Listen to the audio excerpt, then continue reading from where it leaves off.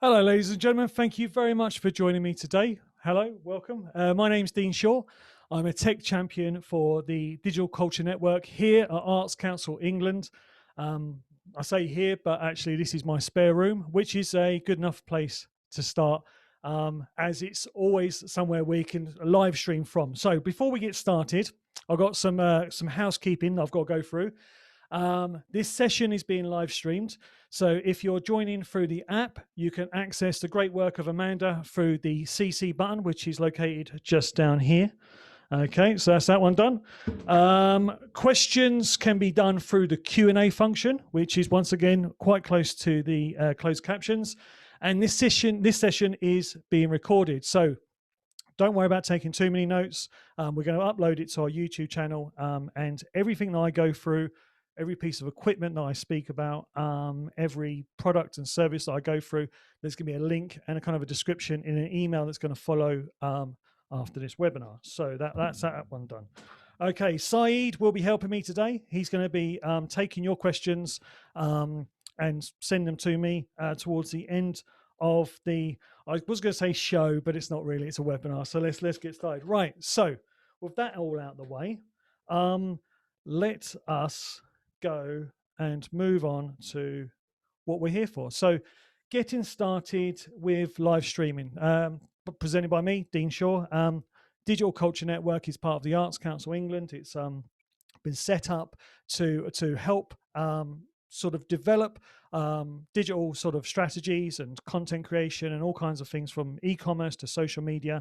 And this one here is based on everything to do with live streaming. It's going to be the basic version. I think we could have been here all day if we'd have gone on to talk about other things, sort of more advanced versions, multiple camera setups, that sort of thing. But what we're going to do is we're going to start with a nice foundation that will hopefully give you everything you need, hopefully the confidence just to give it a go and maybe answer some of those niggling questions that you might have had before. So let's get started. First things first, I better move myself because I'm now in the way. So getting started with live streaming, what does that entail? Well, we're going to be looking at what we really need to get started, the equipment choices that we might need to purchase, some stuff that you might already have. That's always a good start. We're going to look at two of the social media platforms, the big two really, Facebook and YouTube. How easy is it to get online to start things rolling with that? You know, it might be something you just want to test the waters with, get just sort of like dabble your toes and see what it's like before you really commit to anything big. Facebook and YouTube is going to be the place to probably have a look at doing that. And then standing out from the crowd. Hopefully, you've seen by the way that I sort of try to, introduce the whole webinar, that I'm trying to lift these sort of live streams to something that's a bit more than just your standard sort of talking to camera. Hopefully, we can show you some of the tips and tricks that I use to sort of do that. So let's start our journey. Yes, let's move myself up the top again. So first things first, you're going to be seeing a lot of this road, okay? Because this is our road to live streaming. And the first thing we need to look at is our camera choices. You know, what options do we have out there? We're going to need an image capture device one way or another. And it's going to be kind of like a source. Some people use just video only, video and audio. Other people I've seen will do sort of like a slides with audio. We're going to sort of focus mostly at the moment sort of on cameras, just for a few moments, just to see what's available out there to us, and what we probably can get away with using, which might surprise you. Sometimes we may need a encoder, which I'm going to go through what an encoder is and what that does. But it's not as bad as it sounds. The one thing I will say, and I'll probably cover this actually now, about the internet speed is, download speed is great, but upload speed is much more important. For us here today, my upload speed is quite high, about 15 megabytes per second, bits per second. If I was going to be doing any kind of live streaming of any sort of production, I'd go to the site first. I'd test the Wi-Fi there. At the time I was thinking about doing the show and just seeing what that looked like. If it's anything less than 7.5, I think you're going to really struggle with a consistent and solid upload speed. Now, the way I test that is simply go on Google, hit speed test, and I just press the button from the on the ping test, I think it's called, and it gives me an upload and download speed, and it gives me an idea of what I can be looking forward to. If it's quite low, then I know we're into trouble. I've not yet met anybody who's taken advantage of the 5G network out there because it's not really that established. 4G is not going to be enough, I don't think, to be consistent. It's okay if you're streaming from your phone, but if you're streaming from a camera into a computer and you've got many different elements, I think that's where you can sort of really struggle. So internet speed may be, for many of you, sort of one thing that can sort of prevent your ambition. So yeah, double check that one first. Now, we're going to also be looking at sort of the destination of choice. Where is it that your audience is hanging out? Is it Facebook? Have you got a big audience there? Is it YouTube? For a lot of organizations that I've been speaking to, they've got a YouTube channel, but for most cases, it's just been there to hold videos that nobody really knew what else to do with. It's like, we've made this great video, we've put it on social media. What do we do with it now? We'll just stick it on YouTube. And you might be missing a trick there. So we'll look at those sort of options there. Now, equipment not to consider. So get this out of the way. Let's get a negative out of the way. The camera in your device. And what I mean by that is, if you've got a laptop and it's got a little camera, we all know what that looks like. It looks generally a bit like this, which is not really, I don't know, it might be what your audience is expecting and hoping to see from you, but I think they're probably looking for sort of a higher level of capture. I think they're looking for something that's going to be a bit more sort of stimulating. So we're going to get rid of that whole, we can just use what's in the camera or in the iPad, and we're going to look at other things. One of the things that is really easy to get started with is an external plug-in camera. I'm going to mention here the Logitech C920. You're going to hear that a lot. And you're going to go, Dean, that's all well and good, but what does that look like? Well, good news is it looks like this. So this is the camera. You've probably seen them. They're on a lot of office desks, but the cable is actually over 2 meters long. So if you're trying to get that sort of that separation between you and the subject, or maybe let's say you're a museum and you've got an exhibition behind you and you want to start doing something like a live stream where you're sort of showing the organization at a different angle, something like this just gives that better perspective. It gives you more options to move the camera around.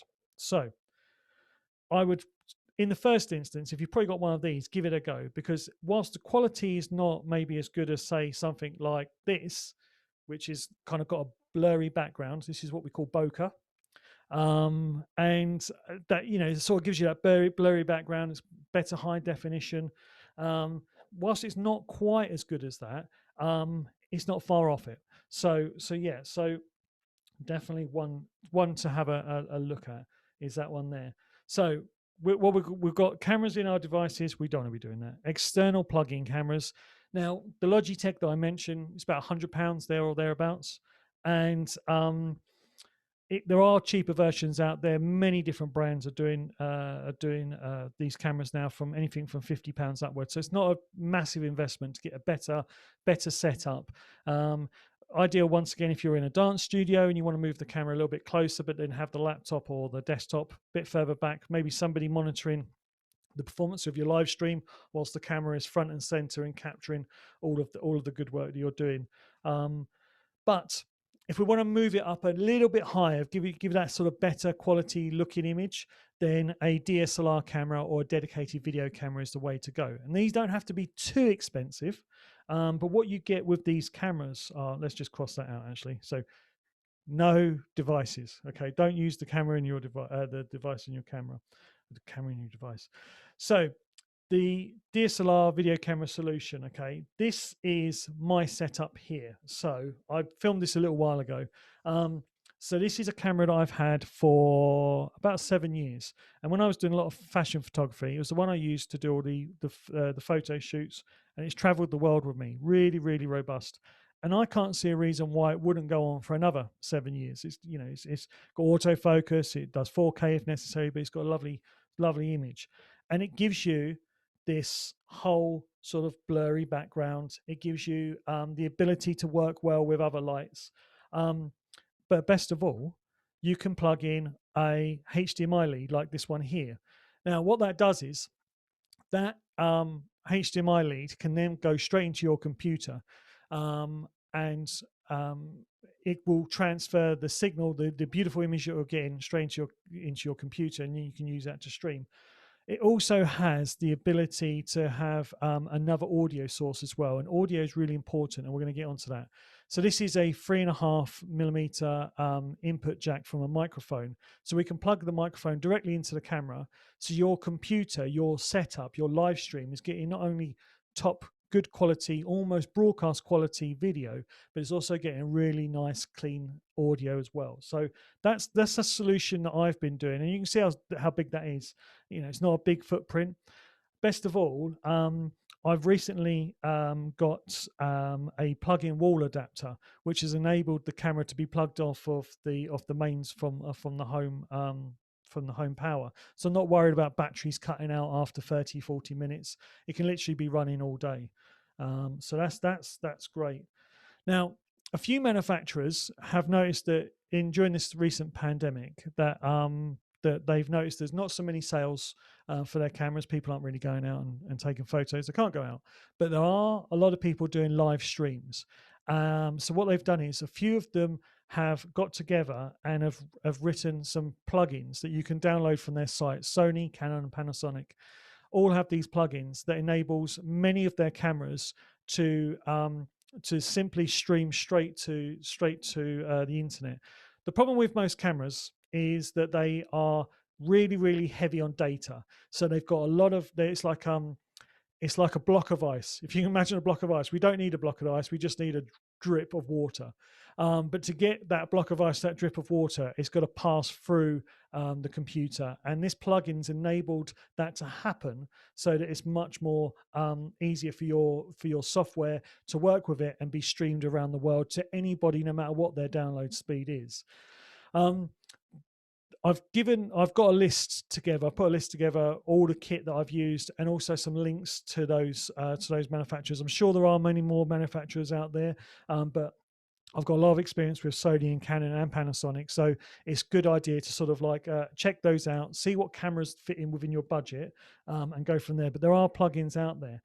But what happens if you've got a piece of equipment like a camera that maybe is already in your organization, and it has a HDMI port that you could run a cable from straight in and start live streaming? Maybe you don't need to buy additional equipment.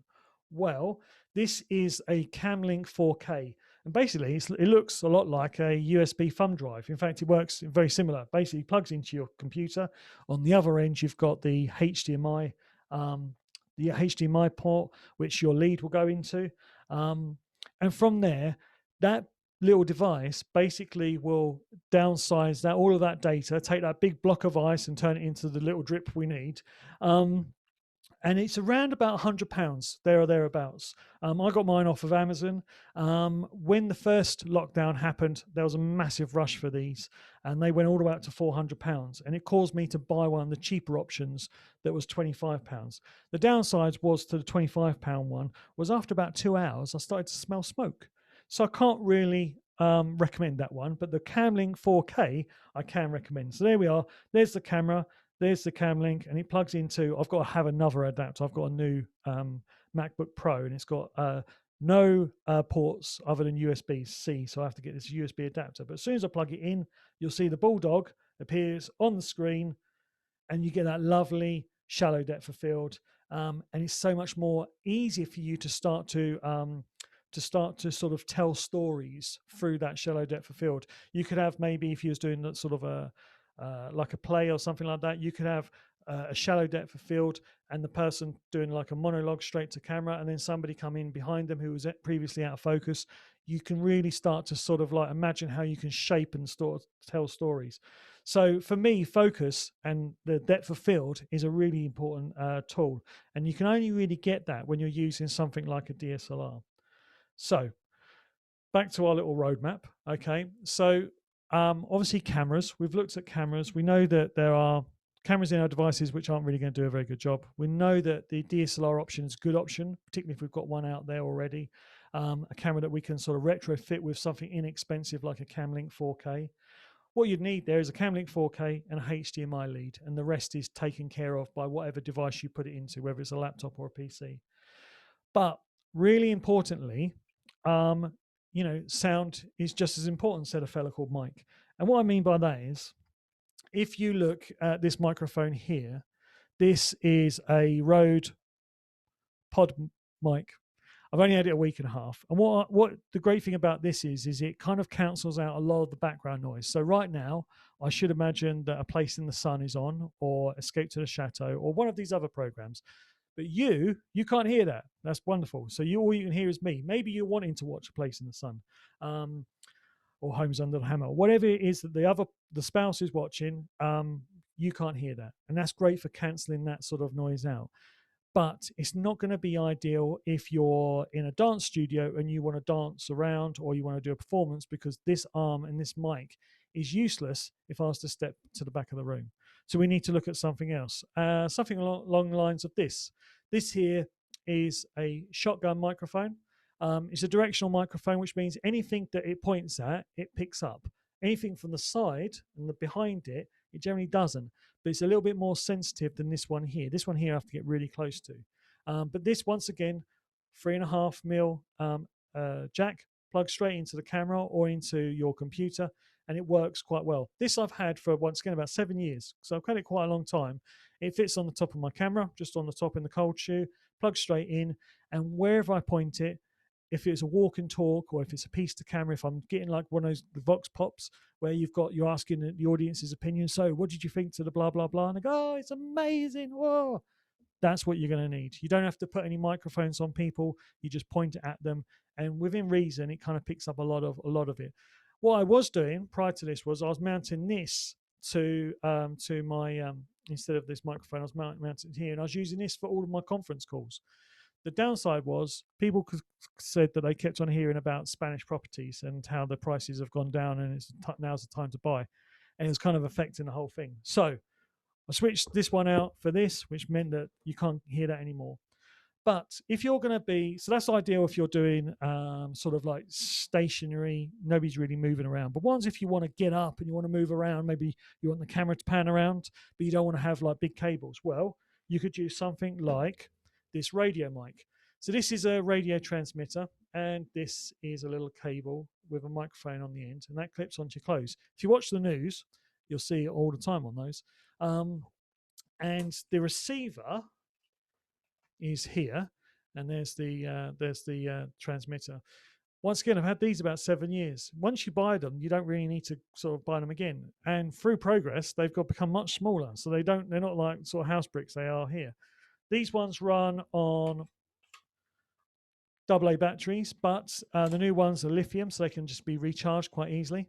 And they are called Rode. So I'm not sponsored by Rode, but we've got a Rode microphone here, a Rode video mic, and 2 Rode transmitters. And I say I've had them for a long time, and they don't go wrong. Just to give you some price ideas, £110 for this. About 60 for this, but this can be plugged into a phone as well. So if you're looking to do mobile phone filmmaking and you want to up the game with the audio, this works just as well. If you're using an iPhone, you'll need to get a different adapter, but essentially that really is the jack of all trades. These here, these are about 200, but they've come down in price. So not only are they smaller, but they're cheaper. About 150, I think they are now. But if I had only 15 or so pounds to sort of like spend on getting really good quality audio, let's say you've gone for the Logitech £100 for the external camera, and you're now looking for like a nice quality audio source. Maybe you're doing 2 people having a conversation. This here is a wired lavalier mic. All it does is, it's quite long actually, it's about 3 meters long. So if we're worried about social distancing, this goes on forever. So they could be well apart. But the idea being is that you clip it onto clothes. The closer it is to the voice, the less likely you're going to get any sort of interference with sort of background noises and things like that. So once again, it's about sort of £20-25. And in a pinch, you're going to get much better audio than if you were trying to record from the camera's audio, which is way back, or even a microphone in the computer. The idea being is we're trying to give the audience just that full sound without any distractions. Your focus is on me. The video looks nice. The audio sounds amazing. So if I just click onto our new roadmap, we can see that obviously the camera options are really important. The mic options are just as important.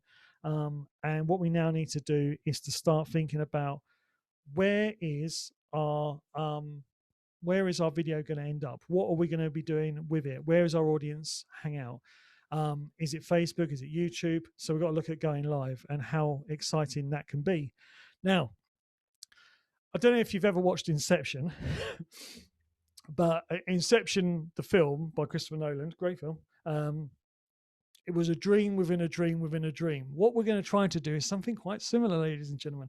We're going to try and show how to set up a stream while streaming at the same time. So this could all end in tears. It won't be your tears, it'll just be mine.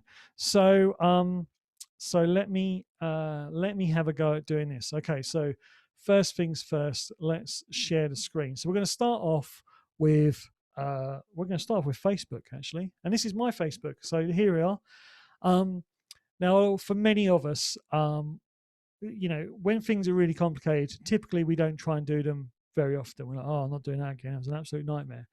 And I want to make your live streaming journey as simple as possible. Okay, so it's not going to be very sort of in detail with all kinds of like various different keynotes. What I want you to do is just enjoy how to get on, learn what your audience responds well to, and sort of grow from there. So this is absolute foundation. So I imagine that your Facebook pages will look similar to this. So we're going to go around the go live button here, or live video. So we click on that. It's going to take a few seconds. I'm going to get my daughter on the cycle bike to get the internet running up to speed. You're going to be greeted with this. This is Live Producer by Facebook. Now, next week, it could all be in a different place, but we're going to do our best for today. So already we've got down on the left-hand side here, I'm going to try and wiggle my thing about so you can see my cursor. On the left-hand side, you've got Dean Shaw, that's me. Post on timeline. Do we want to post on a timeline? Well, probably if you're doing this for an organization, the answer would be no. You're going to be wanting to post on a page that you manage. So what pages could we be doing? So hopefully in a second, it will do this. Here we go. So a page I manage. Now I have got quite a few pages I manage. If you are looking for a little getaway in France, somewhere in the Limousin region, then check out Chez Lucy Luxury Gîtes. That's my mum's. Gîtes.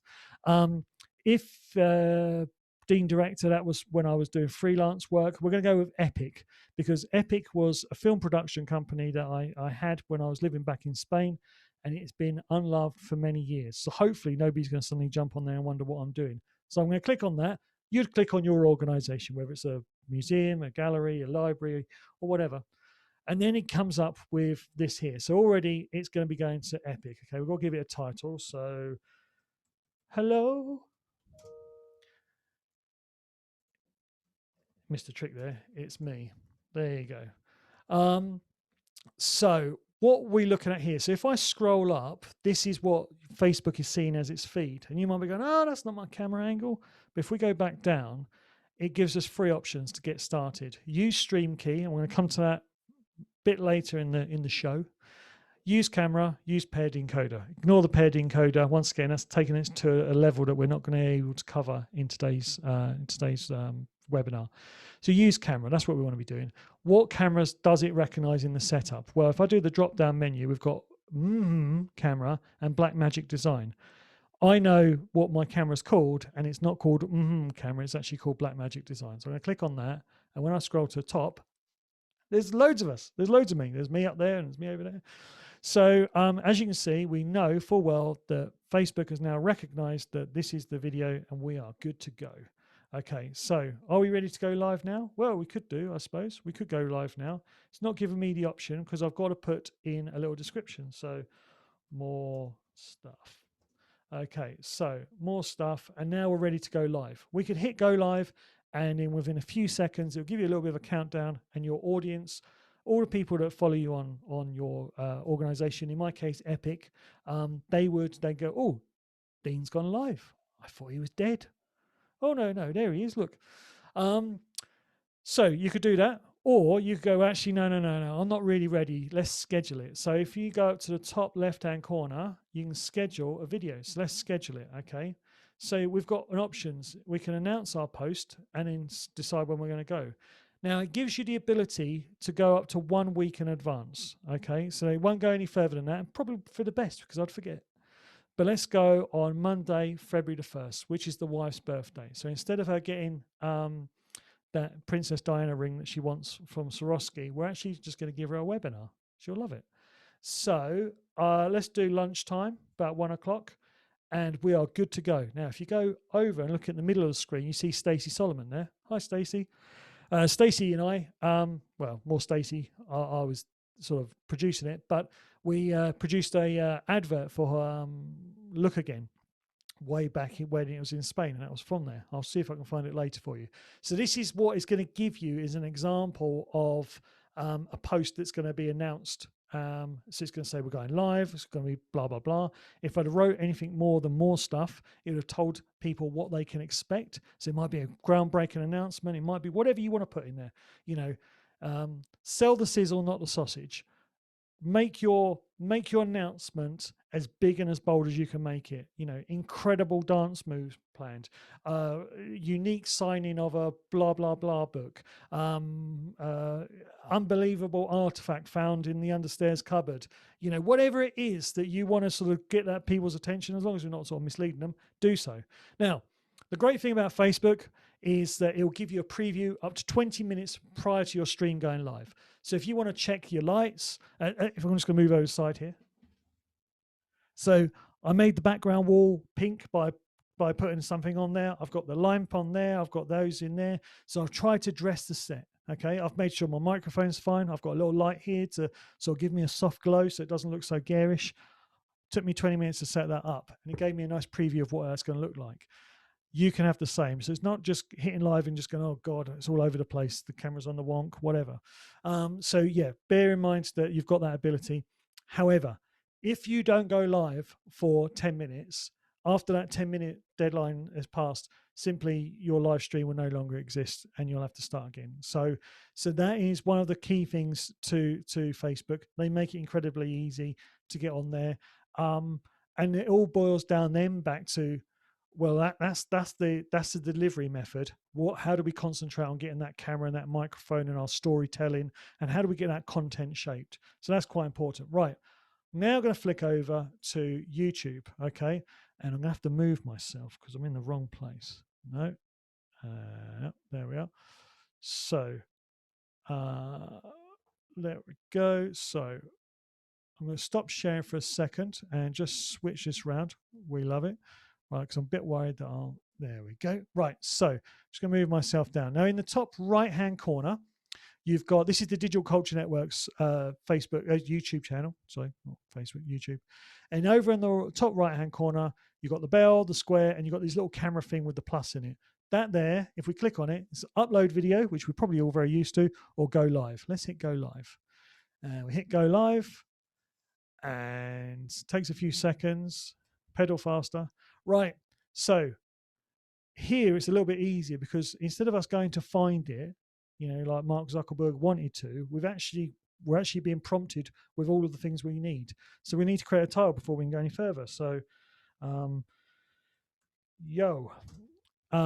we want it public? Probably not likely at this moment in time, do we? No. So let's keep it private for the time being. We want to schedule it for later. Well, that's an option for it, but I'm feeling bold. Let's go live now. Hopefully this will work. Is it made for kids? Not likely, because I'm probably going to say something that is not suitable for children. More options. Right. Once again, can we see the camera? No, we can't. So we're going to have a mess around. It's the old switch on, switch off. Okay, so don't worry too much about it. Black magic camera. Look, you can just see me in black and white behind. Okay, audio settings are fine. Next. Now, what it's going to ask is for a thumbnail. Now, if you saw that kind of thumbnail, you'd be wanting to click on that. So let's go live, okay? So this is as easy as it is to go live.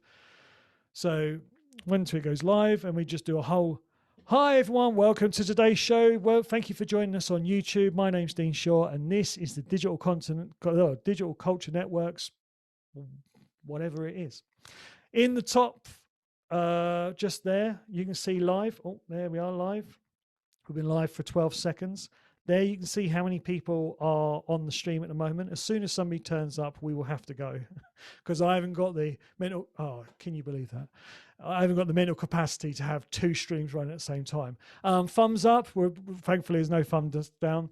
But this is essentially what your YouTube live stream will look like. Over on the right-hand side, you've got the ability to see everyone's chats. You can speak to somebody. It's all good. It's easy peasy.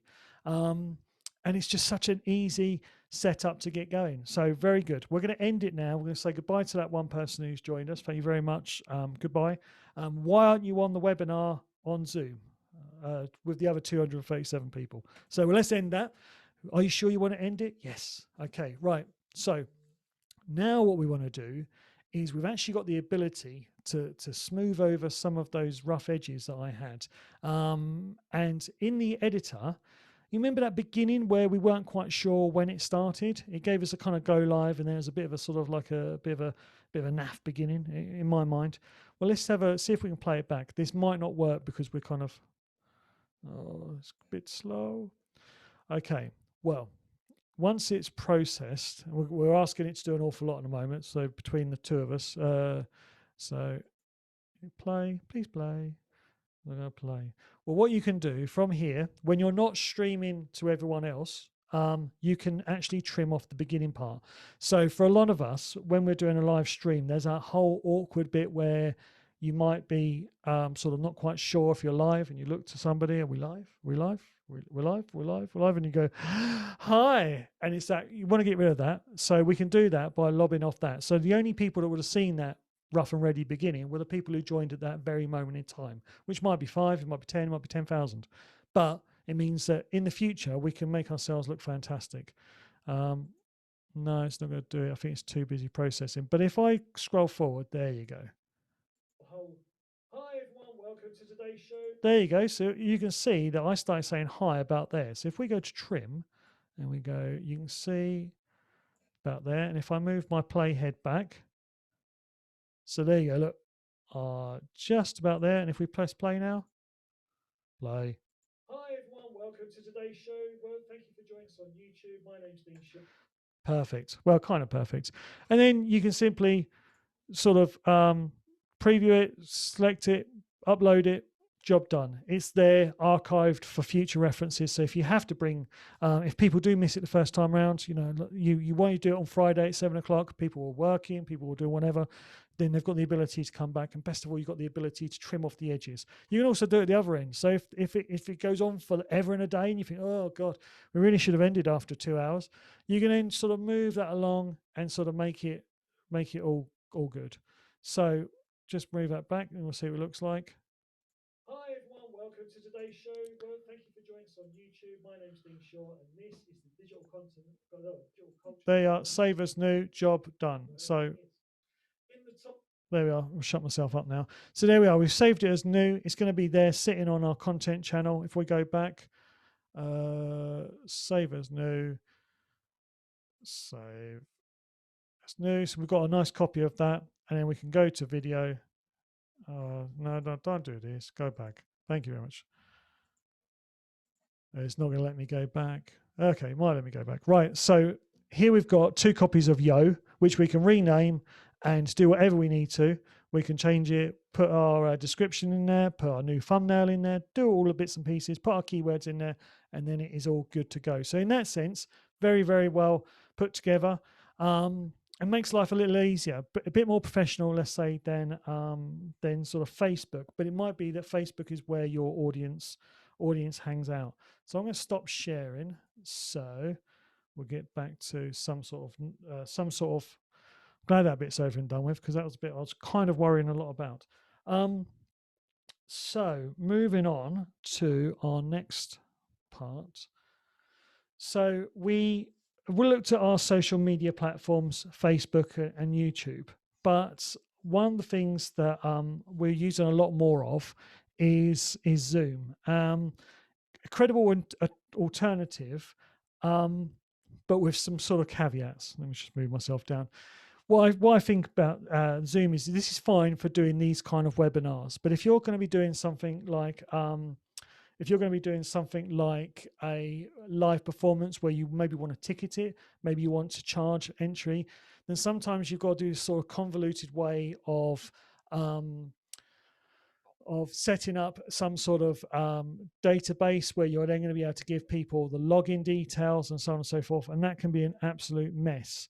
I've Every sort of week Zoom announces it's going to be doing some weird and wonderful update. This week it was meant to be doing an ability to play recorded video without any sort of like choppiness. That was meant to be coming out on Monday, and I was so excited about that because I was going to do all of this recorded and show you how easy it was to flick between the two, but Zoom just wasn't going to allow it. So that's been pushed back to February the 1st. Where that would come in handy is if you were to have maybe a performance that you'd previously filmed, and then you had maybe the producers or the dancers or the musicians, and you were able then to have a conversation, a big Q&A with them afterwards, a little bit like BAFTA does with like its films. They'll put like the latest film on, and then they'll have a Q&A with the cast and the director and so on and so forth. So that would be really good for that. But unfortunately, at the moment, they still seem to be quite far behind, and it's still, if you're looking to try and, God forbid, actually try and make some money and try and cover some of your costs at the moment, and actually put on a show and even charge or ask for donations, Zoom kind of makes that impossible. Another thing that Zoom kind of does that's not brilliant is it's a closed shop. If you know it exists, if you know that live stream is going and you've got details of it, then you can join. But if you don't have any of those details, then you don't even know it's going on. It's completely irrelevant. And therefore, you're probably missing out on so many more people, because all you're doing is you're in this sort of like vacuum of just the same people are seeing your work. And we really want to find new and exciting audiences. So that's prompted me over the last year to look at alternatives. One of the alternatives that I've been looking at is Crowdcast. Crowdcast, very, very quickly, is a platform similar to, in fact, why don't we show you? Let's show you what Crowdcast looks like. So Crowdcast is here, and let me just do that again. There we are. I had to double check. There's no point in me talking about it if you're not going to be there. This is Crowdcast. Crowdcast is like a Facebook or YouTube in the terms of a social network. Let me just put myself there. So there we are. So Crowdcast is just like a social network platform. It has lots of people from all around the world in various different art forms, whether it's dance or libraries or anything to do with sort of literature or even self-help or cookery programs. It's got it there, right? It's quite new, so there is some sort of like learning, very difficult for you to sort of find some things. But what happens is you get given, when you sign up, you've got the ability to have your own page. Now, if I go to my I'm on my dashboard now, aren't I? Yes. So these are some of the joined events that I've been to. Now, I tried this last night, looking all over for sort of like content that you think, oh, that's clever, Dean. And it ended up I ended up going down a sort of wormhole. But here is an example of a library. This is what it looked like. So you've got all of the chat down the side. I'm just going to mute them at the moment. So it's exactly the same as everyone else, but you've got your own sort of like your own little platform. People who may be in Australia or China or wherever it may be, they can find you without them having to know the exact login details. You can just be sort of public. Down the right-hand side, you've got everyone's comments, all the people that have joined and have watched this live. The great thing about it is you don't need to have to download Teams. You don't need to have downloaded Zoom. You simply just need the either to log on to Crowdcast and find you that way, from a phone, from a desktop, from a laptop, I think even from a TV as well. I'm just going to skip forward and just show you what these guys get up to. So here they are under lockdown conditions in a dance studio, chatting to the audience, and in a second they actually do get on and do some dance. One camera setup. This little stream here, I can't remember how many people were on it at one point. Quite a few, I think we're at one point. But this is now available on demand, so people can catch up at any time they want and check it out. So this was free. This was available to everyone for free. Now this one here is a young chap with a cat and a long-suffering girlfriend, because it takes him ages to get started. I'm going to cut that off. So there you are. A man, his guitar, a mic, singing very nicely. The cat's already left. Kind of sort of, I got enough. At the time, 571 people all watched this live stream. But the best part of all, 571 people all paid $5 to watch this stream, which is £2,700. I watched this stream on replay. So he's earning revenue from this performance. And you can see it's just simply one camera, a nice microphone, but the real thing that's on show is the talent. It's not necessarily about has he got a camera that moves around the room and does he crossfade and all that sort of stuff? No, he's just simply delivering a really good performance. So what does a page look like? Well, let's have a look at what's available online at the moment. So right now it's a bit quiet. It's a university series, things like that. But what you do is if you click on, let's think of what we can click on. So we're going really random here. Let's just click on this one here. Okay. So this ended a couple of hours ago. So it's like, oh, I missed it. As you can see, this is your page. This is all dedicated to you. There is your host. You can follow her. So exactly the same. You can share this information easily on Facebook, Twitter, and LinkedIn. Gives you a description about what the class is about. And if we click on her, there's every chance you'll probably see more in detail about her. So already she's got 103 followers.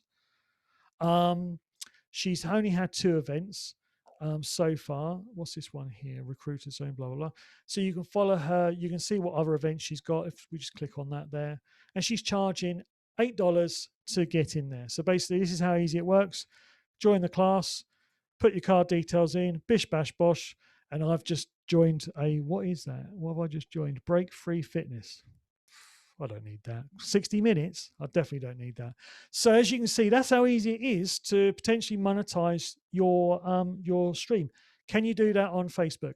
No, not really. Can you do it on YouTube? Not really. And can you do it on Zoom? At the moment, most definitely not. So these are the ones that I really sort of like, really, really like.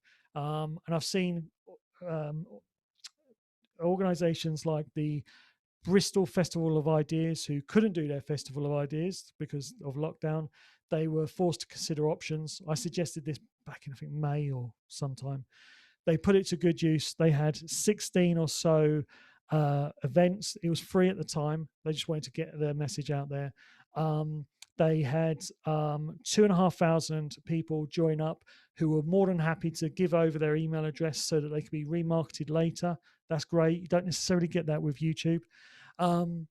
They had incredible engagement, not just in the Bristol area, but nationwide. And when I mean nationwide, I don't mean England. I mean the whole of the country, UK, and even internationally, they had a really good audience. Around about 20% of their audience were actually from overseas, which is incredible. That you would have never have got with Zoom. I think there we are. So no more on that. Once again, all the links that I've spoken to, everything I've spoken to, there'll be links in our email. There'll be a little video as well that I do about the man with the cat and his long-suffering girlfriend.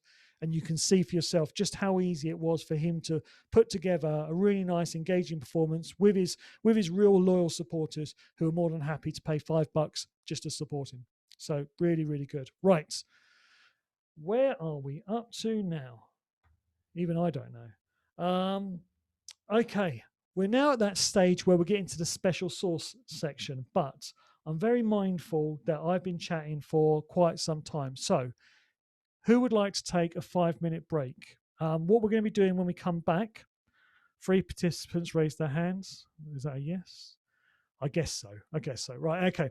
So what we can do is we can take a 5-minute break. We can come back, and then after that, I'm going to show you what I've been using. I don't know if you've been noticing the way I've been flicking between camera angles. I'm going to be showing you how I've been doing that. There's a little bit of an example of what I've been using to do that and how easy it is. So we're going to we'll say it's just clicked over to 1444. At 1449, hell or high water, I'll be back here to carry on. Okay, and I'll show you some more tips and tricks on getting those live streams up to the next level. Okay, so I will see you very, very soon.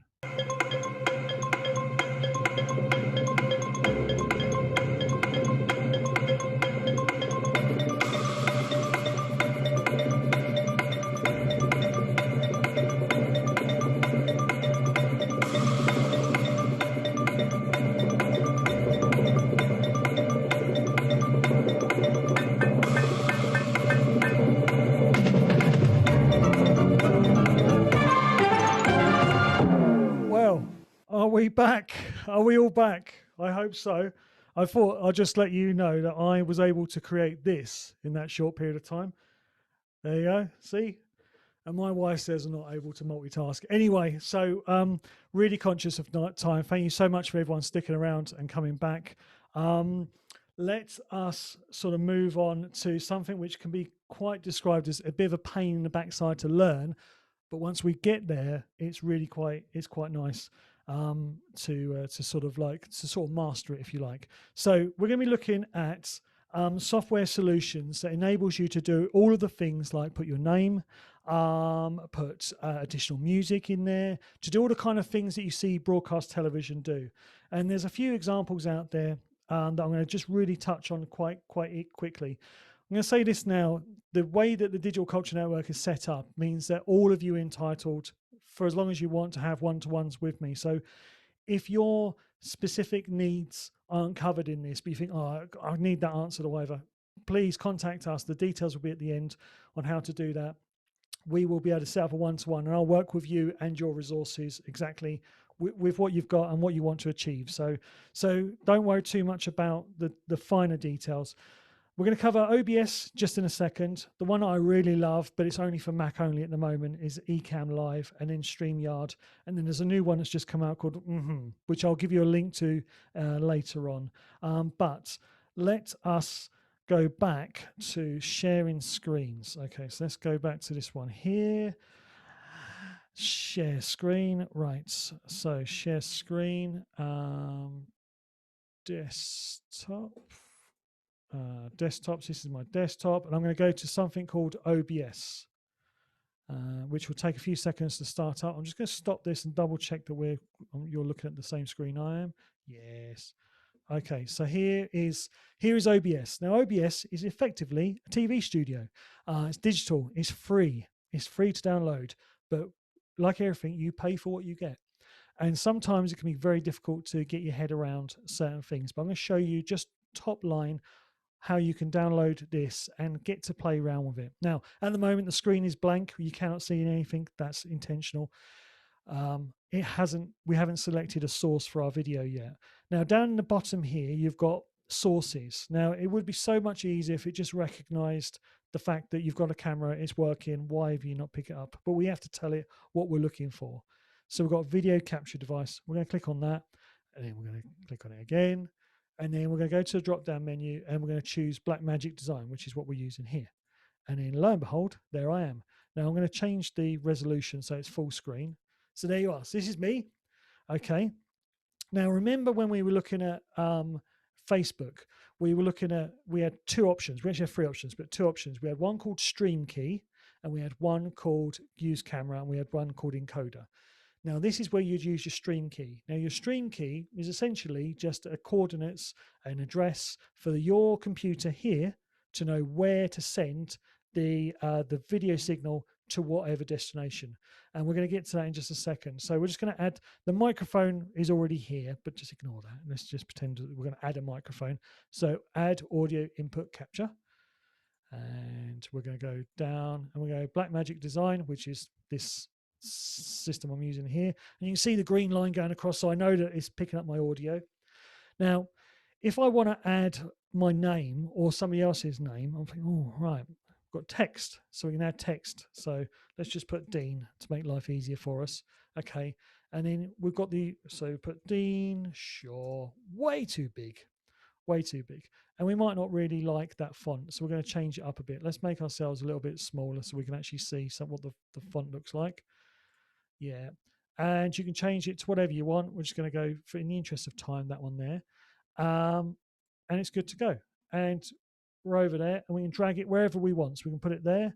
If we think, oh, that actually isn't big enough, we can move it around, make it like that. We can change the color if we want to.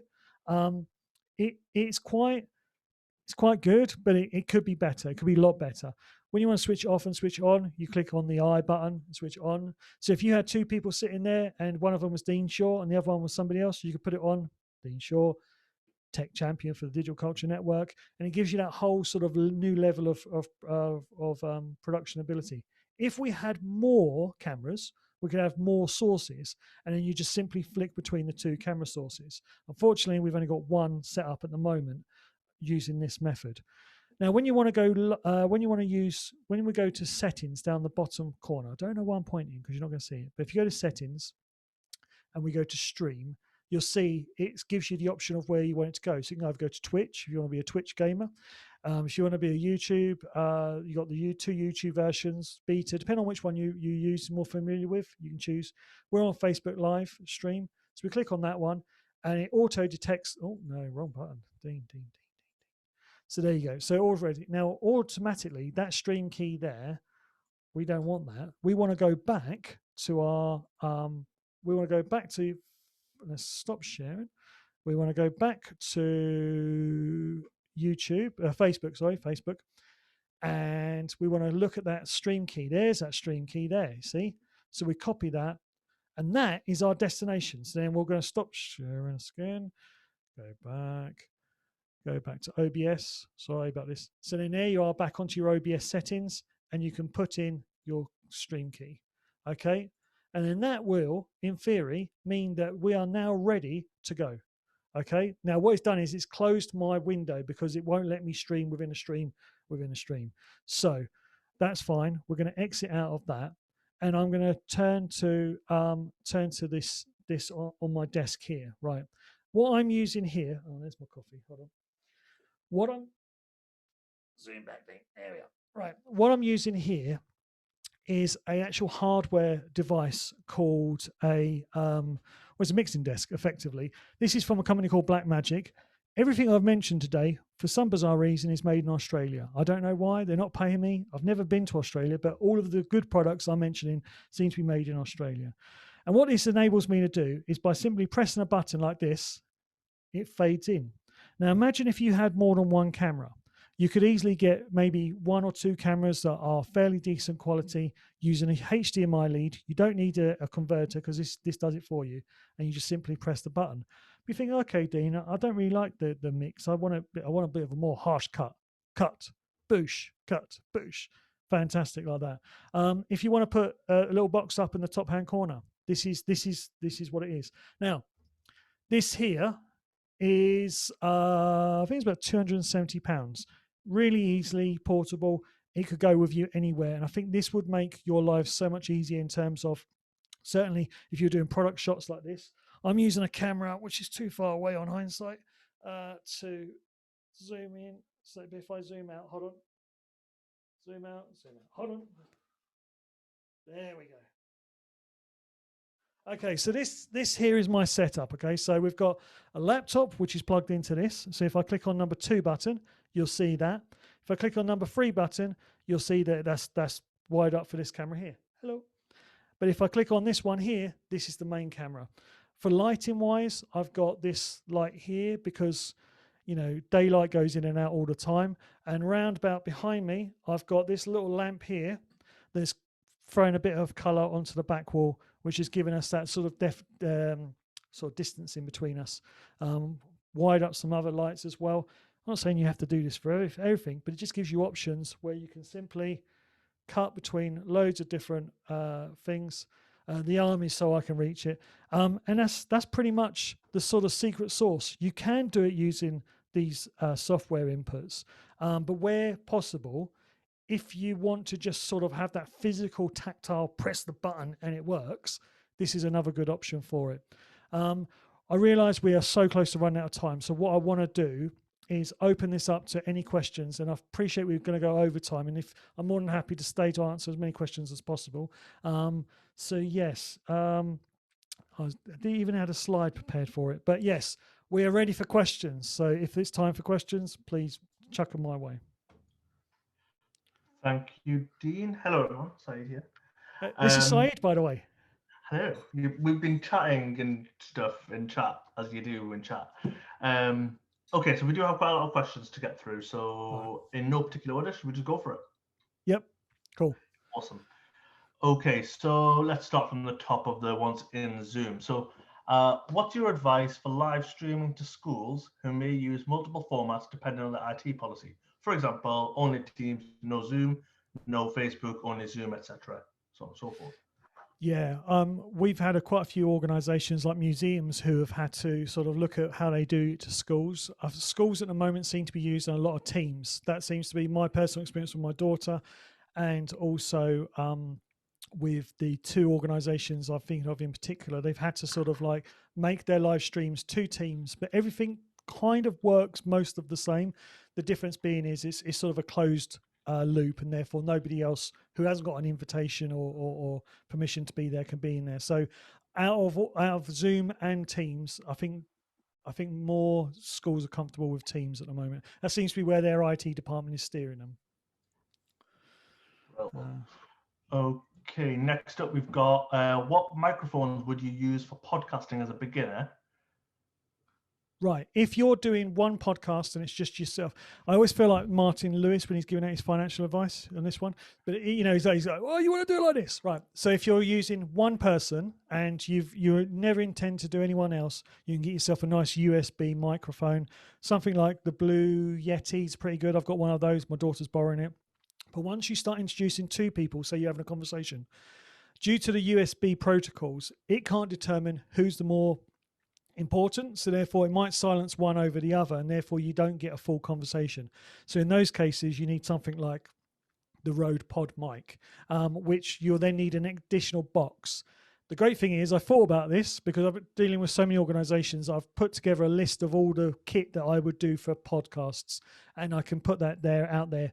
Have a look on, it's all links are on Amazon, so just check them out. You'll see how much they're going for roughly, and some alternatives. You can buy from wherever you want. It doesn't matter. You don't have to get them from Amazon. But USB, if it's just you and get close to it, there's a nice one that once again it's Rode that I think it's about £80, and that's I think it's called Rode Mic USB, a little small one. Sits on the table, really, really clear audio, and it's so simple to use. Just plug in and it goes. Brilliant. Thanks for that, Dean. Another question, probably already answered it kind of in this one, but what equipment would you recommend to libraries for recording storytime videos? Yeah, definitely. For if you can, if somebody's got a DSLR that you can even borrow to start with, so maybe one of your organizations have got like a stills camera that you can give it a go, I would try and go down that road, because if you can imagine how wonderful it'd be set up in a library, somebody sitting there and all the books are behind. It just gives you much more of an engaging, the sort of thing that you'd expect to see with sort of the CBBC, where they sort of get a celebrity to do a story. That's how I imagine it working so well with audiences. You can get really close to the subject whilst creating a nice bit of separation. So a cheap DSLR, you can pick up with a lens and all the gubbins from around about 500. But before you spend that money, if you could borrow something just to see if it's your thing, then that's what I would urge you to try firstly. Failing that, if you can't get any budget at all, because of sort of things are tight at the moment, if you can just get a webcam, that would be just as good, £100, and that'll give you just that little bit of separation between you and the subject, and allow to sort of be a bit more of a visual storyteller. Brilliant, thank you. What if you have an existing piece of video you want to stream as if it was live? Yeah, this is what I was trying to do all the time. Now, with if you've got two camera setups, if you've got two, you can literally run. So if you've got two setups, so I've got a laptop here, and in fact, if you stick around to the end of the video, you'll see what I had in mind. Basically, you can play a video that would appear live. Now, the problem with Zoom is, for some reason, they don't like that, and it kind of like suffocates the stream, and therefore, if it's got something like music in it, you'll notice that the music can be a bit choppy from time to time. Things like YouTube and Facebook don't seem to have that problem. So two setups, one laptop running the pre-recorded video, and then you're doing your live stream. Having said that, though, software solutions like Ecamm, if you're using a Mac, allows you to press to drag a video clip into your stream and it plays automatically, and it's just fantastic. So if you're using a Mac, there's a solution out there that is so incredibly easy that it makes live streaming an absolute pleasure. Another example is StreamYard, and what I can do is I'll send you a link on how this can happen. So I'll add that to my list of things that's going to go out, okay, which shows you just how you can put pre-recorded video into it, and then literally you can then, as soon as the video's ended, like I did at the beginning with all the credits, it cuts in. You know when it's going to cut in. You just press the button on your desktop, and then your video camera goes live, and then you can just carry on as if it was all planned. Meanwhile, inside you're terrified that it's all going to fail.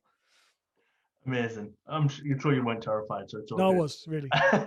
Another question is, how are you sharing the video clips as you're sharing the webinar? So today we've had the video clips interspersed. Yeah. Through.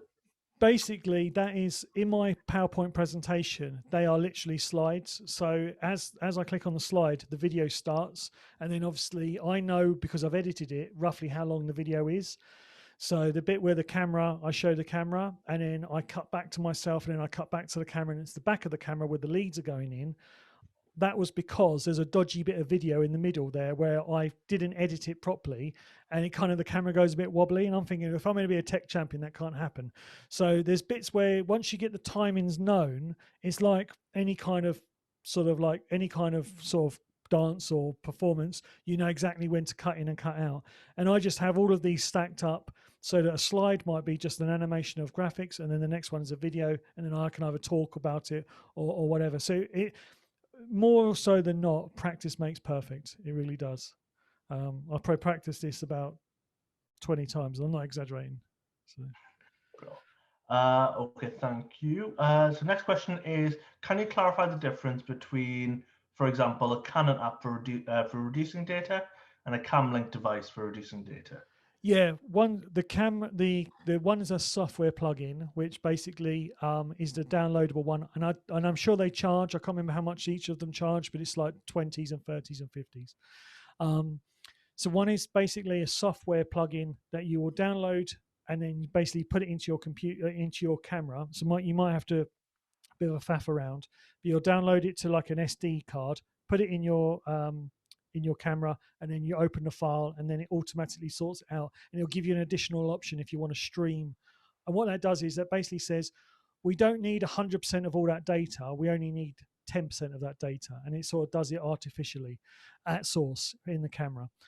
Whereas a Camlink, it's basically got some gubbins inside, technical term, that is physically preventing all of it. It's basically downgrading it and converting it there and then in real time. And to be honest, it works really well. So if you're just looking for a plug and play solution, if you just want physical items that are just going to get the thing sorted and not have to worry about, did I put the right code in? Did it download to the right thing? Why is it not working now? This is no easier than going click, click, play, done. But it's a little bit more expensive. So there's a physical version, and then there's the digital stream software version. Bro, thank you. Now Haley's asking about equipment for live streaming out in the wild. Yeah. So equipment for that. All of this works as long as it runs on batteries. The downside is this camera here will only run for about 40 minutes on the battery. So you've got to think about that. Laptops are fine for streaming. Your real bit where you're going to come unstuck is where you need to find a really solid streaming internet source. Now, I've yet to use my phone. My phone's a new iPhone 12. It's 5G. The Samsungs do 5Gs and things like that. I have not yet found an area, well, I'm not allowed to go out, but I haven't found an area where I can use 5G. It could be that using my phone as the internet browser and going through that in a 5G area is perfect. I've not yet been able to test it out. On 4G, it's not quite enough, and you're going to run into people going, oh, it's not quite working. And that is almost worse than the camera not switching on, because it's worse. You're doing your thing, and they're all going, oh, this isn't working. I can't hear it. What's he saying? There's no sound. And you're like, what? It's awful. So in many ways, try and find a solution that's going to be, I mean, I've looked at people who have got they've got plug-in routers for their laptops, but once again, they're only working off of a local 4G network, and that then therefore creates sort of problems as well. I'm constantly looking at it because I know there's a lot of organisations who would really benefit from taking their ballet up to Stonehenge and doing something there. And obviously, there's no router plugged into the walls at Stonehenge. So in many ways, it's on my horizon. So if I find anything, then we'll publish something on our Twitter. But at the moment, there isn't quite the solution that's going to be solid enough for you, I don't think. Cool, thank you. Next question is, I'm interested in how Dean is putting the background moving images in the break and in the intro. And also, do you have to pay PRS for the background music you're using? Right, yes. PRS on your live streams on Zoom is around about £270. I think it is basically for that. So PRS you will need to do. There's a link on there as well. We had a really great meeting with PRS about the whole live streaming thing, which for them was very new, and they've since added some things to there. If you're going to add any music to it, and it's going to cost you £270. You might use all the music. So there's that. What was the first part of the question, Saeed? I do apologise. How are you putting the background moving images in the break and in the intro? Yeah, I use a program called Final Cut as an editing on my Mac, and it's got a lot of sort of presets, and I find a lot of sort of stock image footage. I basically just create a video that's 2, 3, 10, 20 minutes long, whatever it is, add the titles along the way, and just play it as if it's live. So going back to what somebody was asking a minute ago, how do we do that? We just basically make the video as if it was going to be, when they say, oh, let's cut to VT, that's all I'm doing is just cutting to a pre-recorded piece of video that I've edited together, and I know roughly when it's going to end and what the timings of it. Brilliant, thank you. I'm just going to pick a few questions because we are running out of time. I think we need to finish up by 1:15. So if there's any questions left over, which there will be, I'm assuming we'll type up responses and send definitely, them out. that'd be a really good idea, actually. Yeah, give me sort of time to sort of make sure. What are your thoughts on using GoPros in general for this sort of thing? Yeah, GoPros. I've seen people using some really like sort of GoPro. I can't remember which ones, like 4 and a 5 and the 6. The ones that sort of weren't so fisheye. There are people using GoPros out there, and because you can pick them up quite cheap on eBay, they're actually better quality than most webcams. And as long as they've got a USB connector, you can sort of like stream out of that. So I have seen a couple of really interesting videos. I haven't got a GoPro. I've got something else. I've got a Yi 4K something or another. And I'll be honest with you, it just looked like vomit. It was awful. But I think that was more to do with the lighting than anything else. So the lighting is half the battle. If I turn this light off now and open my curtains, it wouldn't look as polished. Hopefully it overlooks polished as it would do. So the GoPros are definitely a good option, but bear in mind it's all to do with your lighting as well, because they really sort of struggle under low light. Brilliant. Okay. Is there a free platform that you can use to upload content and have to pay a fee to say download it? So it's not live stream stuff, but pre-recorded. The one that you think of top of your head? Say that one again. Sorry. Is there a free platform you can use to upload content and then have to pay a fee to download? So yes. Well, Vimeo does something like that, but I think there's a subscription service to that. There isn't anybody yet. They kind of get you at both ends. They charge you as a content creator to upload your content and then have their merchant services, and then they obviously take a cut of your sales as well. So at the moment I haven't, but I'll tell you what I'll do. I'll take that question and I'll have a good look at it, and we'll compile something, because there might be something out there that I've not known. I was dealing with a jazz company who were doing something similar, and they ended up going down the bespoke route on their website, and I think that was costing them about £70 a month to host all of their live streams, but it was only available on their website.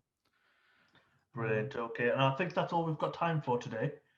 But as I mentioned, any questions we haven't answered, and there's plenty, we'll send in the follow-up email. There was a question on here about the DCN. Now, if you're eligible for Arts Council funding or are currently in receipt of it, get in touch. We can go through any details that you want to cover. about what we've talked about today, and just generally any other help you need as well in terms of what we do. Thanks for joining us.